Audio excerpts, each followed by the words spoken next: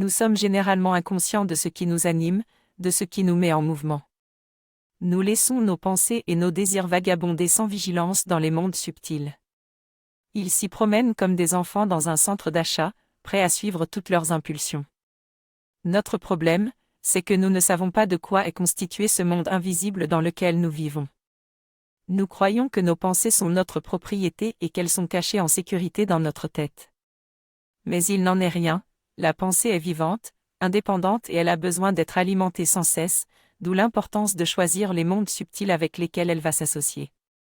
Si ta pensée, en vagabondant sans contrôle, est séduite par un monde non divin et s'associe à lui, elle voudra sans cesse y retourner et t'y emmener.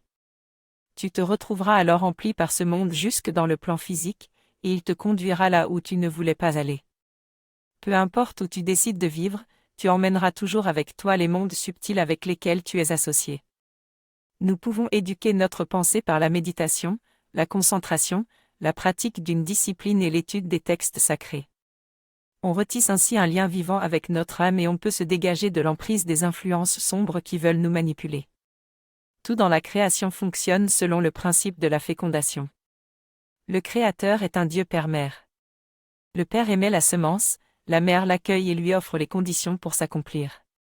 Même les étoiles naissent à l'état de semence, ne parle-t-on pas de pouponnières d'étoiles ?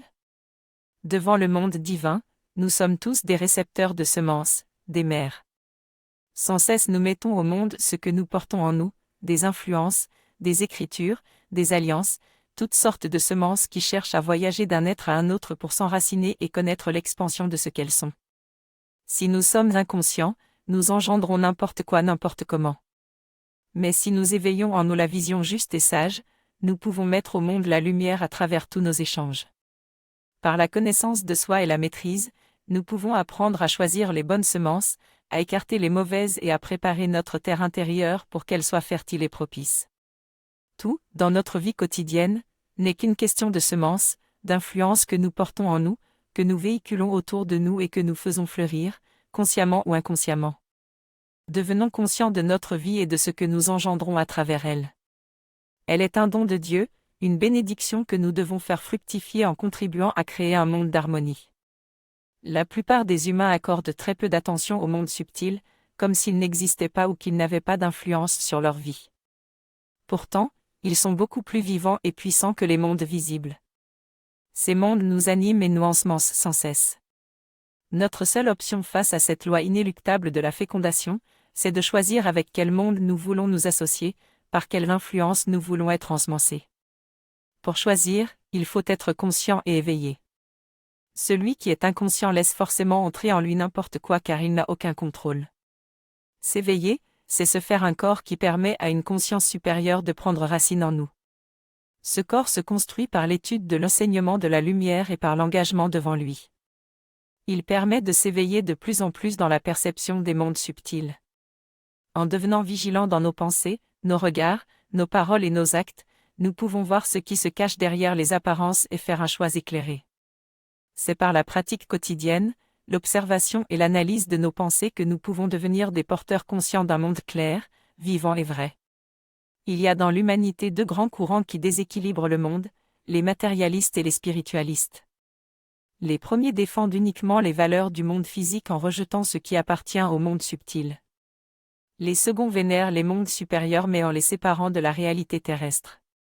Celui qui veut s'engager sur le chemin de l'immortalité doit, bien sûr, éveiller les capacités de son être supérieur mais il doit s'appuyer sur un fondement solide et stable, la terre, c'est-à-dire la vie quotidienne. La tradition dit que Dieu a placé l'homme dans le jardin de lumière et que sa tâche était d'en prendre soin. Ce jardin, c'est notre vie quotidienne. Pour reconquérir notre être, nous devons redonner de la valeur à notre vie terrestre, à ce qui est réel et proche de nous. Nous avons conduit l'idée que nous nous faisons de Dieu dans une abstraction. Si nous disons que Dieu est important, il faut l'honorer jusque dans la réalité de la terre en prenant soin des semences divines qu'il a déposées en nous. Si nous voulons avancer sur le chemin de l'immortalité, nous devons travailler les deux mondes et trouver un équilibre. Rien n'est à rejeter. Il faut devenir suffisamment fort pour tout accueillir, guérir et ennoblir. Nous participerons ainsi à bâtir pour les générations futures un monde qui a du sens et de la valeur. La sagesse existe par elle-même.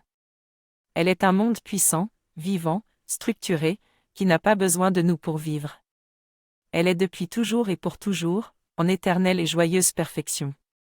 C'est par l'éveil de notre être intérieur et par notre pensée devenue consciente que nous pouvons nous unir à elle et l'inviter dans notre vie. Par elle, nous retrouvons notre âme et le chemin qui conduit à enfanter la lumière sur la terre. Pour rendre notre pensée vivante et agissante, il faut choisir ce que l'on regarde et être conscient de ce qui l'anime et l'habite, de ce qui se cache derrière, dans le secret. Nous sommes entourés d'un monde subtil, rempli d'esprit, d'influence, de mémoire, d'intelligence. Nous attirons à nous les mondes qui correspondent aux pensées que nous entretenons. Ces mondes que nous attirons ainsi à nous accompagnent partout, comme des enfants que nous aurions mis au monde, qui réclament sans arrêt notre attention et dont nous devrons être responsables. Ce n'est pas que dans la vie terrestre que nous devrons vivre avec ces pensées, mais également dans le monde où nous irons après la mort du corps physique. Apprenons à choisir nos pensées, nourrissons en nous les belles pensées afin de les faire grandir et diminuons peu à peu celles qui veulent nous conduire là où nous ne voulons pas aller. Nous aimons bien nous prononcer sur tout, dire ce que nous pensons de ce qui se passe dans le monde ou autour de nous. Mais comme nous percevons toujours les choses à travers le filtre de nos préjugés ou de nos idées personnelles, les jugements que nous portons n'ont pas de réelle valeur. Nous sommes tous en chemin, et susceptibles de trébucher, une fois et une autre, sur des obstacles que nous n'avons pas vus. C'est une perte de temps et d'énergie que d'analyser et de critiquer le cheminement de l'autre. Quand viendra le moment de rendre des comptes sur cette vie terrestre, on ne nous demandera pas comment étaient les autres et ce qu'ils auraient dû faire, on nous interrogera plutôt sur ce que nous avons fait nous-mêmes, avec notre conscience, notre énergie et nos moyens. Ne perdons pas de temps à nous occuper de la vie des autres, mais concentrons-nous sur ce qui est essentiel, c'est-à-dire sur nous-mêmes et ce que nous faisons de notre vie. Tournons notre attention vers le centre de notre être pour nous découvrir, pour apprendre à nous connaître et pour maîtriser l'outil que nous sommes afin de réaliser notre destinée véritable. En te regardant toi-même, tu finiras par percevoir les fils qui gouvernent ta vie et ta destinée. Alors tu pourras connaître ton semblable de l'intérieur et tu sauras porter sur lui un regard neutre et aimant. En général, l'être humain se croit sincèrement aux commandes de son être. Il croit comprendre comment fonctionne la vie, mais en fait, il est dans une illusion de savoir, car il est habité et vécu par des mondes qui le coupent de son être véritable éternel. Il fait ce qu'il peut pour être heureux à travers tout ce qui le dérange et il se résigne à accepter son sort, croyant qu'il ne peut rien changer à ce qu'il voit. Nous avons ainsi été éduqués à ne pas savoir qui nous sommes vraiment, à mettre un masque pour cacher notre vrai visage, que nous ne connaissons même pas nous-mêmes. C'est ainsi que nous nourrissons un monde faux, en nous et autour de nous. La seule identité que nous nous connaissons, c'est celle de notre personnage d'emprunt, terrestre et mortel. Celui qui aspire à s'approcher de la vérité de son être et de la vie doit s'éloigner de cette fausse identité et chercher sincèrement en lui-même pour rencontrer son être véritable éternel, celui qui a choisi ou accepté ce cheminement à travers l'incarnation dans la matière. Nous avons besoin de nous rééduquer pour retrouver la vérité de ce que nous sommes et cheminer vers l'immortalité de notre origine. C'est le chemin des Esséniens, celui d'une éducation sage et noble qui permet à l'être de retrouver en lui le dialogue avec ce qui est éternel. Tout comme les 7 couleurs de l'arc-en-ciel ou les 7 notes de la gamme musicale, il y a en nous 7 corps, qui correspondent à cette étape, à cet âge de la vie. Le but est d'éveiller toutes les étapes, de la naissance à la mort afin d'entrer dans l'éveil parfait et la résonance avec le monde de l'immortalité. Les 7 étapes sont dans l'ordre, le corps, l'éthérique, l'astral, le mental, la conscience, la destinée, l'âme et la semence de l'esprit divin. À chaque étape, les 3 centres de la pensée du cœur et de la volonté doivent être parfaitement harmonisés pour que l'étape suivante puisse être posée et éveillée. Lorsque les 7 notes sont alignées, la porte de l'éveil ultime s'ouvre et permet l'alliance avec les mondes supérieurs. La première étape consiste à maîtriser le corps tout en harmonisant les 3 centres de la vie intérieure, pensée, cœur, volonté. Alors apparaissent l'éveil et la sagesse qui vivent derrière la porte, c'est-à-dire derrière le corps. Si la note n'est pas juste, le chemin s'arrête là et l'énergie reste bloquée dans le corps. Si la porte s'ouvre, le corps se pose et l'étape suivante peut être éveillée. On peut se faire une idée des étapes supérieures, mais tant qu'on ne s'est pas posé sur la première, on ne peut connaître la seconde. Disons seulement que la 7e étape est celle où se construit le corps de lumière, qui permet de vivre avec un monde supérieur et d'en faire partie. Cette connaissance des 7 pas de la vie est la clé de l'éveil transmise par les archanges comme une semence qu'il faut faire fructifier. Ce qui rend les relations difficiles entre les humains, c'est que nous portons tous en nous un univers qui nous est particulier et qui n'est identique à aucun autre. Chacun regarde et analyse ce qu'il voit à partir de son monde personnel et de tous les patterns qui s'y sont inscrits tout au long de son cheminement. Comment peut-on connaître l'autre qui vit dans une ambiance intérieure complètement différente? Comment comprendre l'univers de la poire si l'on porte en soi celui de la pomme? On cherchera à le cerner à travers des lois générales, mais jamais on ne saura vraiment ce que peut vivre une poire. Il est difficile de connaître l'autre en étant nous-mêmes prisonniers de nos propres concepts et de notre vision particulière du monde. Pour s'ouvrir à l'autre, il faut pouvoir sortir de soi pour se tenir dans la neutralité et la souplesse, car nous ne savons rien de son chemin de vie ni de sa destinée. Pour savoir ce qui vit en l'autre, il faut parvenir à être lui. C'est un état d'esprit qui demande une grande ouverture de cœur et beaucoup de souplesse. La souplesse est un signe de grande maîtrise. Celui qui est souple montre qu'il est prêt à accueillir les mondes supérieurs dans sa vie. Soyons souples les uns envers les autres en comprenant que chaque être a une destinée qui lui est particulière qui échappe à notre connaissance. La connaissance de soi et l'authenticité sont des valeurs fondamentales dans tous les mondes. Quand on parle de s'éduquer, on parle avant tout de se connaître soi-même. La grande sagesse des âges, inscrite dans la pierre depuis des millénaires, nous y incite, homme, connais-toi toi-même et tu connaîtras l'univers et les dieux. Se connaître dans notre être terrestre est bien, mais cela reste très partiel. Ce qu'il nous faut apprendre à connaître, c'est notre être réel, la partie de nous qui est tellement bien cachée qu'on ne la connaît plus, notre être véritable et immortel. Pour être éduqué dans la réalité de ce qu'est la vie globale, il faut également apprendre à connaître les mondes subtils. Tout ce que nous vivons dans notre réalité terrestre a son origine dans ces mondes invisibles où se côtoient toutes les influences, des plus pures aux plus négatives. Notre ignorance de ces mondes nous a jusqu'à maintenant conduits sur un bien mauvais chemin. Si on ne voit pas, on est à la merci de tous les écueils, mais dès qu'on voit, dès qu'on devient conscient, on peut choisir notre destinée. On s'éduque en étudiant et en méditant les textes sacrés offerts par le monde divin. La Bible essénienne constitue la plus récente offrande de la sagesse divine à l'humanité. À travers les psaumes des archanges, on retrouve tout ce qui est nécessaire pour comprendre la subtilité des mondes et retrouver l'alliance avec tout ce qui vit. Qu'est-ce qui est précieux dans la vie? Qu'est-ce qui est grand? Qu'est-ce qui est vrai? Ce qui est précieux plus que tout, c'est notre âme immortelle, que nous ne pouvons retrouver qu'en passant par le centre intime de notre être. Ce qui est grand, c'est le monde divin, seul Dieu est grand. Ce qui est vrai, c'est ce qui existe de toute éternité et qui est valable pour tous les mondes, l'immortelle sagesse des âges. Tout cela habite en nous, c'est un mystère qui est beaucoup plus grand que notre vie mortelle. La plupart des humains étouffent en eux ce mystère de leur être parce qu'ils sont pris par le désir de réussir leur vie matérielle selon les critères du monde. Ils se retrouvent ainsi à vivre uniquement pour ce qui est mortel. Mais ce grand mystère qui nous habite a lui aussi des besoins qui doivent être satisfaits, il veut respirer, se nourrir, grandir. On ne peut s'occuper que de ce qui concerne les racines de l'arbre ou le tronc. Les étages inférieurs sont importants mais ils doivent demeurer connectés aux étages supérieurs. Les racines sont au service de la cime, des fleurs et des fruits qui sont le but de l'arbre, sa mission, son œuvre.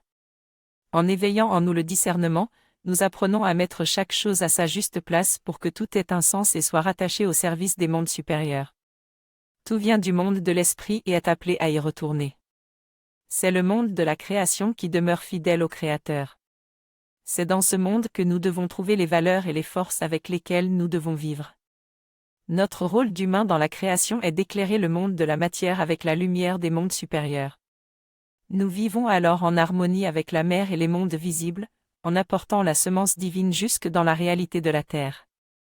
Vivre sur la terre en oubliant le monde de l'esprit, c'est vivre sans savoir pourquoi, c'est être animé par un monde dont on ne sait rien, c'est être un ignorant et un inconscient. C'est se laisser féconder par un monde faux qui ne mène nulle part. Le monde d'en haut doit pouvoir, à travers nous, toucher la terre et la féconder sans que nous y mettions notre propre monde, notre propre semence. Si la terre est ensemencée de la lumière, nous serons nous-mêmes illuminés car nous venons de la terre, c'est par elle que nous vivons et tout ce qu'elle a, elle nous le donne. Auprès de la mère terre, nous pouvons retrouver les vraies valeurs d'une vie simple et naturelle. Remettons à leur place tous ces besoins illusoires qui finalement nous affaiblissent et nous enferment dans un monde sans issue.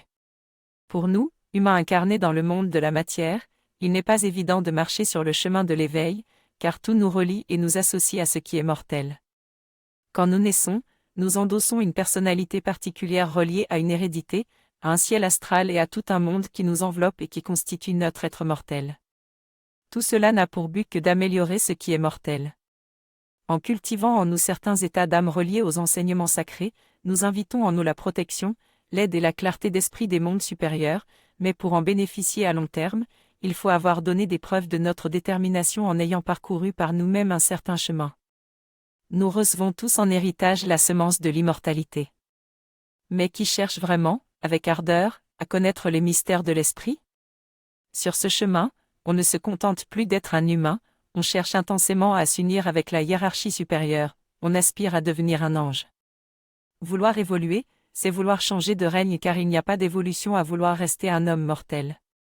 Pour devenir un homme-ange, il faut faire entrer notre corps dans une transformation qui lui permettra d'être différent, pour finalement entrer dans un monde inconnu. La chenille doit abandonner la vie de son corps pour qu'apparaisse en elle un autre corps. Elle doit se dissocier de l'univers de la chenille pour entrer dans l'univers du papillon. Certains croient qu'il suffit de croire en Dieu pour accéder au monde divin. Mais entre le monde de la lumière éternelle et notre monde matériel, il y a tout un monde intermédiaire à traverser où vivent des êtres subtils tout aussi réels que nous. Ces êtres nous aiment et nous recherchent car nous possédons quelque chose qui leur fait défaut et qu'ils nous envient, un corps de manifestation. Nous sommes pour eux le moyen de s'accomplir dans le concret car dans ces mondes immatériels, il est impossible de créer et de grandir. Ce qu'ils aiment de nous, c'est notre naïveté et notre ignorance de leur existence. Ils peuvent ainsi se servir de nous comme bon leur semble, envahir notre demeure et s'y installer à leur aise. Ils deviennent bien souvent les maîtres incontestés de notre royaume, nous reléguant au rang de locataires dans notre propre maison. La meilleure façon de combattre ces intrus invisibles, c'est de devenir conscient de leur existence et de leur action en nous. Mais pour les reconnaître, il faut d'abord nous connaître nous-mêmes dans ce que nous sommes vraiment, dans notre être vrai. Quand nous devenons des êtres authentiques, conscients de notre filiation divine et de notre valeur éternelle, ils n'ont plus de pouvoir sur nous car alors nous pouvons les voir et refuser leur influence. Le feu a toujours exercé un grand attrait sur les humains car nous savons instinctivement que le feu divin est la source de la lumière, de la beauté, de la richesse, de la puissance. Depuis l'aube de l'humanité, les humains ont rendu hommage à Dieu à travers le culte du feu. Mais pour s'approcher du culte du feu divin, il faut être éduqué et préparé. L'intention ne doit pas être uniquement d'en espérer chaleur, lumière ou guérison, mais aussi d'allumer en soi le feu divin et de le nourrir pour le faire grandir afin qu'il ne s'éteigne jamais. C'est ainsi que nous pouvons donner la victoire, en nous et dans le monde, à ce qui est éternellement divin. Pour honorer Dieu le feu, éveillons-le en nous. Soyons vrais avec nous-mêmes et conformes à sa lumière jusque dans nos actes. Percevons qu'en toute chose, il n'y a qu'une seule vérité, une seule pureté et une seule lumière qui émanent de la flamme originelle de Dieu. Ne laissons pas le feu devenir une abstraction, ce serait se couper de ce qui est éternellement vrai. Laissons la vision de Dieu le feu éclairer notre pensée, équilibrer nos sentiments et vivifier notre volonté pour que tous nos actes soient emplis par une âme de lumière et d'immortalité. Nous n'avons pas à être parfaits, mais seulement vrais et purs dans notre façon d'être et de vivre. Tous, à un moment ou à un autre de notre vie, nous percevons qu'il y a un autre monde caché derrière le décor du monde. Nous cherchons alors des traces qui nous permettraient de comprendre notre existence et le but de la vie sur Terre. À travers les siècles, de nombreux chemins ont été ouverts par des chercheurs sincères pour nous permettre d'attraper le bout de la ficelle qui nous dévoilerait notre véritable dimension sur la Terre. Nous sommes le règne charnière entre les mondes de la mer, de la manifestation dans la matière dense, et ceux du Père, les mondes éternellement purs.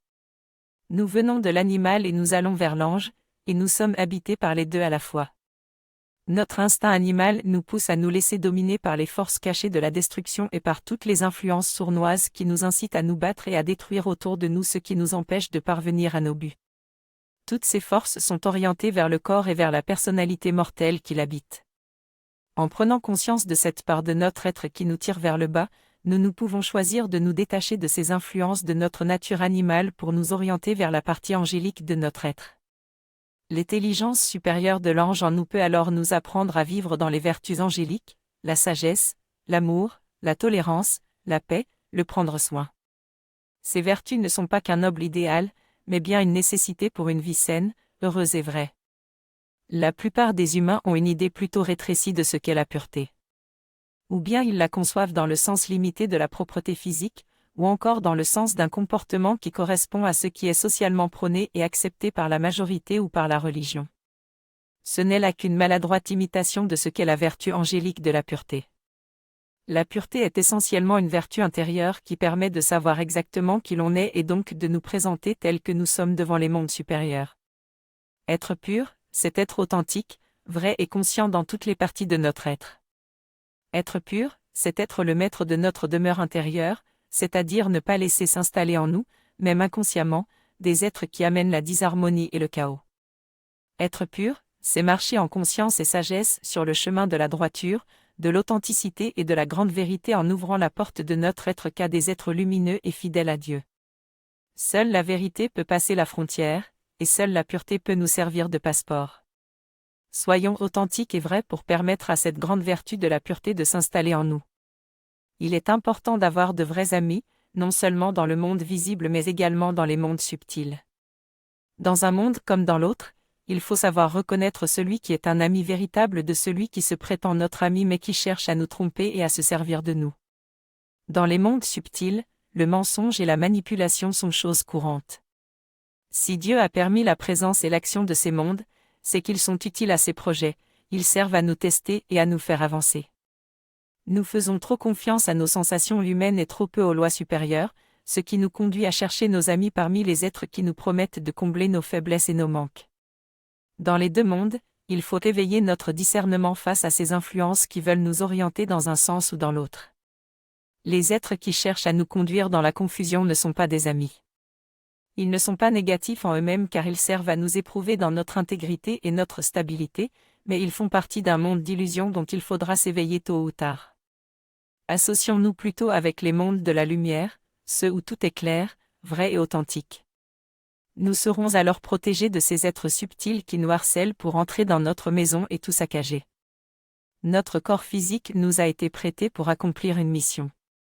C'est un corps d'emprunt qu'il nous faudra rendre à la fin de la mission, accomplie ou pas. Nous devons en prendre grand soin et lui donner les meilleures nourritures pour qu'il soit en bonne santé.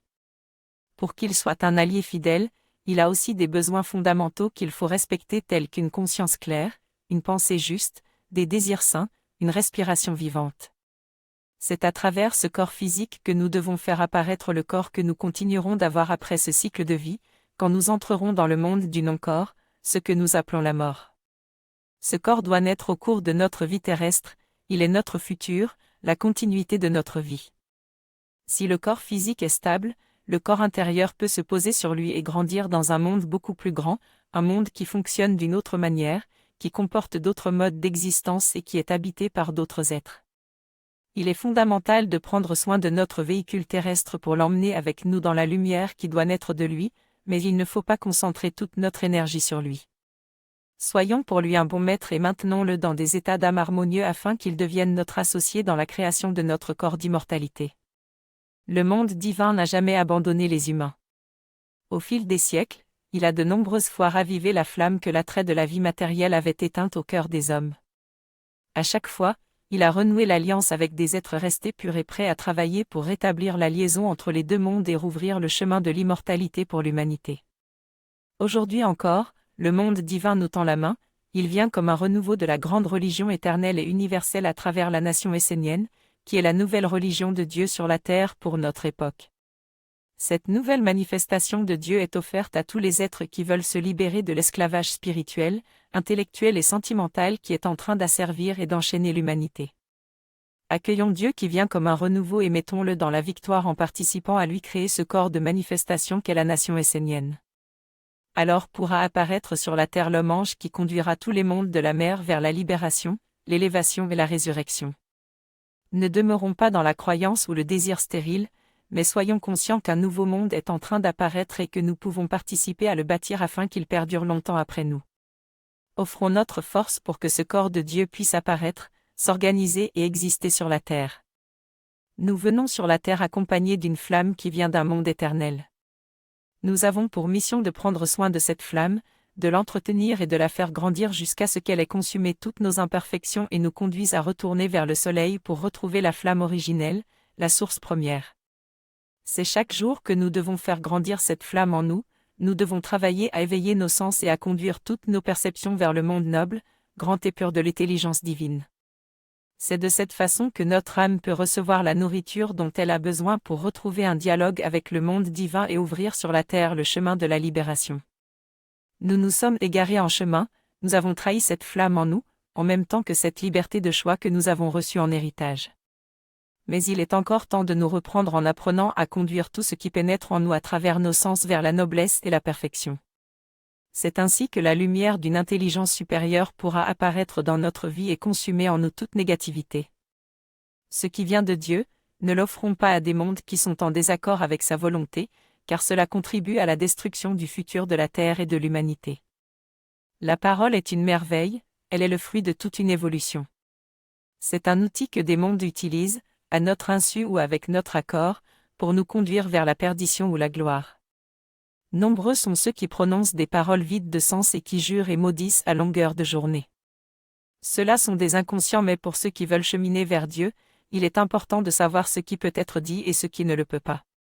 La parole à ne jamais prononcer, c'est la malédiction car elle représente le contraire de la création de Dieu, de son règne et de son royaume. C'est la concrétisation de la négation de Dieu et de la vie. Celui qui maudit un autre être se maudit en même temps lui-même car il se coupe de la présence de Dieu. Il y a des mondes que nous pouvons guérir et libérer par notre travail uni à Dieu. Mais pour le monde de la malédiction, il n'y a pas de porte de sortie. Soyons vigilants, plaçons des gardiens à l'entrée et à la sortie de nos paroles et de toutes les paroles que nous entendons. Travaillons sur nous jusqu'à maîtriser parfaitement l'outil, physique et subtil, qu'est notre organe de la parole. Aucun être ne doit être dans la malédiction car Dieu est essentiellement bénédiction pour tous les êtres. Quand tu bénis un être, tu appelles au-dessus de lui la lumière, tu dégages son ciel, tu lui apportes la protection, et parfois même la guérison. Prier, méditer, c'est chercher à s'approcher de la lumière. C'est un élan vital puisque la lumière est à la fois notre source et notre ultime destination. Nous allons vers la lumière parce que nous sentons instinctivement qu'elle apporte tous les bienfaits de la vie. Nous nous tournons donc avant tout vers elle pour améliorer notre vie. C'est d'ailleurs le plus souvent quand cela va mal que nous pensons à prier. En réalité, nous nous approchons surtout de la lumière pour en tirer des bienfaits personnels. Cela n'est pas négatif en soi, on peut vouloir améliorer notre vie mortelle mais il faut trouver un équilibre et faire en sorte que l'immortel ait aussi sa place. Avant de demander, il faut savoir remercier, rendre grâce. Quand on s'approche de la lumière, il faut être conscient qu'elle va chercher à nous transformer. Il faut se préparer à cette transformation, à cette assimilation. La lumière n'est pas à notre service, c'est à nous de nous mettre à son service. La volonté de Dieu, c'est de toucher la matière, c'est de s'enraciner dans notre terre intérieure pour, à travers nous, toucher tous les règnes de la mer. Si nous vivons en accord avec la lumière de Dieu, nous constituons un corps à la lumière pour qu'elle puisse vivre sur la terre et dans tous les mondes. C'est ainsi que nous pouvons trouver un chemin pour accomplir ce que nous portons en nous.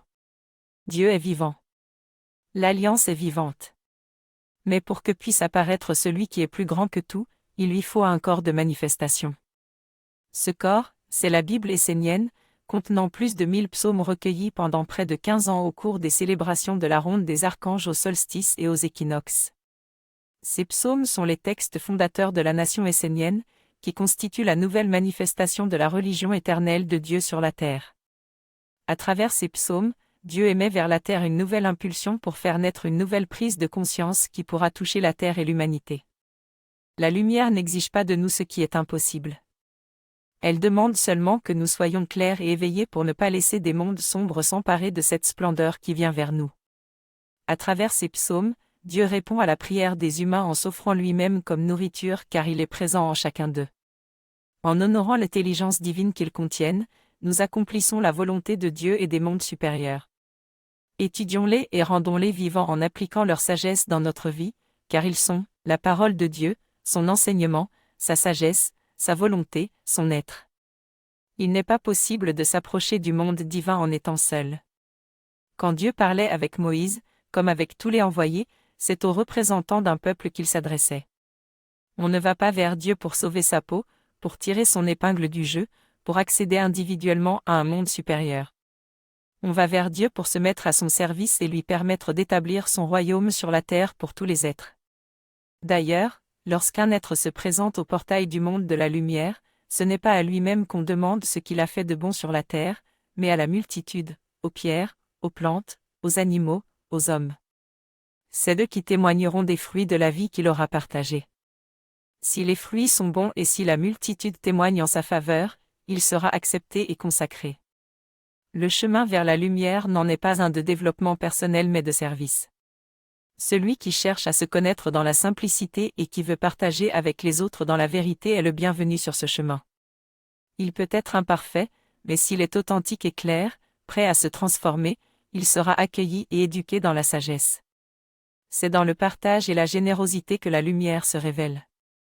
De tout temps, le monde divin s'est servi de porte-parole sur la terre pour transmettre ses messages et ses directives.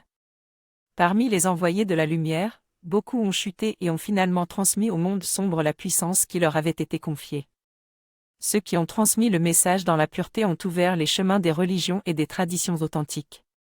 Mais encore là, ceux qui devaient perpétuer cette ouverture entre les mondes se sont souvent fait séduire et ont fini par offrir la puissance de la lumière aux ténèbres, fermant ainsi aux humains les portes des mondes supérieurs. C'est ce genre d'attitude qui a engendré la déchéance de l'humanité. Maintenant, des êtres parlent et décident au nom de la lumière sans être unis à elle, détournant ainsi de la vraie lumière les êtres de bonne volonté et les conduisant sur un chemin sans issue. Aujourd'hui, le monde divin nous offre une nouvelle opportunité en ressuscitant la nation essénienne. Cet organe du monde divin n'est pas une œuvre d'homme. Son but n'est pas le bien-être des humains mais le service du monde divin. C'est le chemin de l'offrande pure de soi-même pour s'associer avec ce qui est plus grand. C'est la voie royale de l'éveil à travers la formation du corps qui doit accueillir la volonté du monde divin sur la terre. Cette capacité de créer que nous possédons fait que nous sommes convoités par des mondes qui veulent s'emparer de nous pour pouvoir construire leur propre monde à travers nous. Tant que nous sommes inconscients de ce fait, ils ont le pouvoir sur nous. Ils sont habiles à nous faire des suggestions que nous considérons comme venant de nous-mêmes. C'est pourquoi il est si important de s'éveiller. Tant que nous dormons, ce sont ces mondes qui écrivent notre destinée, mais dès que nous ouvrons les yeux et que nous voyons toutes ces influences qui veulent se servir de nous, nous acquérons la capacité de choisir ce que nous voulons devenir et le réaliser. Pour s'extraire de ces influences aliénantes, on peut se mettre sous la protection de la maison de Dieu. Depuis qu'ils ont compris ce secret, les humains ont construit des temples, des synagogues, des églises, des mosquées. La maison de Dieu est le lieu de l'étude et du culte, mais aussi du repos, où l'on peut retrouver le calme, clarifier sa pensée et être inspiré par une intelligence supérieure. Cette maison de Dieu est avant tout intérieure, mais elle est aussi extérieure. C'est dans ces lieux que les êtres s'assemblent au nom de la terre et de tous les règnes pour bâtir dans notre monde la maison de la lumière. L'homme a été placé sur la terre pour permettre à un monde supérieur de s'y ancrer dans la stabilité. Pour se manifester et vivre sur la terre, la lumière a besoin de nous, de notre corps, de nos pieds, de notre colonne vertébrale, de notre tête. Nous sommes, sur la terre, la maison qui accueille le monde divin. Si nous voulons vivre avec la lumière et demeurer avec elle, il faut apprendre à bâtir la maison de Dieu en nous et à l'extérieur de nous jusqu'à pouvoir atteindre et maintenir la permanence de la lumière. Cela se fait en apprenant à se nourrir des mondes de l'intelligence et à les digérer pour se faire un corps solide et stable. Le monde divin est toujours prêt à s'approcher de nous, mais sans une maison solide pour l'accueillir, rien ne pourra être fixé. C'est comme vouloir attraper de l'eau avec ses mains, on peut en boire un peu mais on est incapable de garder avec soi le précieux liquide. Sans cesse on se fait attraper par des mondes qui nous déséquilibrent et nous font oublier la dimension éternelle de notre être. Sans cette assise stable, on passe dans le monde sans rien digérer et élevé vers des mondes d'immortalité. Si la lumière n'est pas permanente dans notre vie, rien ne demeurera de toutes nos expériences. Ne soyons pas des êtres qui butinent à droite et à gauche sans jamais rien fixer.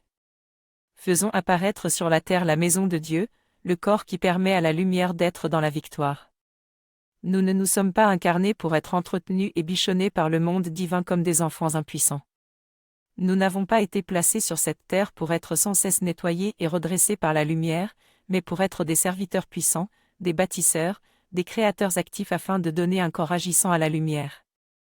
Nous sommes des créateurs. À travers tous nos organes, le monde divin nous a donné la possibilité de faire apparaître un monde sur la terre afin d'offrir la bénédiction divine à tous les êtres. Ne soyons pas comme des éponges, qui sont capables de tout capter mais qu'il suffit de presser pour que tout soit perdu. Entretenons la lumière afin que son message demeure. Donnons un corps à ce que nous croyons être vrai, faisons-le apparaître sur la terre et vivons avec lui en permanence. Nous sommes appelés à être des intermédiaires éveillés entre les mondes afin d'offrir à la lumière toutes les conditions pour qu'elle puisse vivre et agir sur la terre. Si nous la gardons vivante en nous, si nous la protégeons et la nourrissons, alors elle deviendra une force, une culture, une façon d'être, une permanence de la conscience qui permettront de faire apparaître un futur sain et harmonieux. La double nature du feu a toujours fait l'objet d'un grand attrait pour les humains. Instinctivement, nous savons qu'en lui est caché le trésor et le chemin vers la plénitude, mais nous connaissons également son aspect dangereux et destructeur. C'est toujours le feu de la joie et de l'amour que nous voulons éveiller, mais n'étant pas bien éduqués, c'est souvent l'autre feu qui se manifeste. Pour celui qui ne vit que pour le corps mortel, le feu des sens et de la sexualité peut devenir une force incontrôlable qui oriente toute sa vie, qui le détruit et l'empêche de connaître la paix.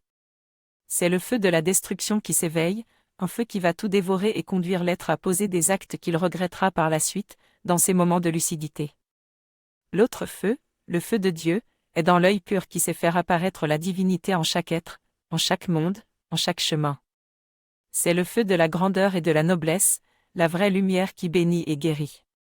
Ce n'est pas le feu qui s'éveille par l'instinct, mais par une vie consacrée à découvrir un monde supérieur pour le servir.